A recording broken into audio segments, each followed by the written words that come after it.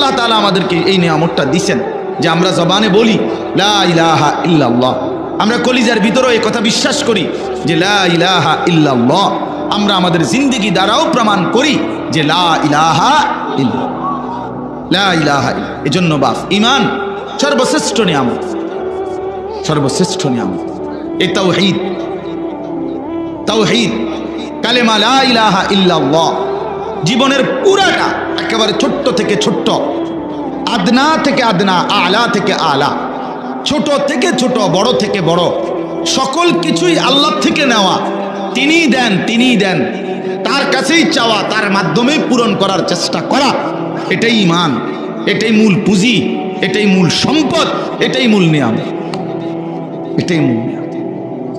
রাসূলুল্লাহ সাল্লাল্লাহু আলাইহি ওয়াসাল্লাম বলছেন, উম্মত যদি তোমার স্যান্ডেলের ফিতাটাও ছিঁড়ে যায়, স্যান্ডেলের ফিতা সেটাও যদি শিরাকান আলাইক, তোমার স্যান্ডেলের ফিতাটাও যদি ছিঁড়ে যায় তো কাউরে বলো না, সবার আগে তোমার আল্লাহকে বলো।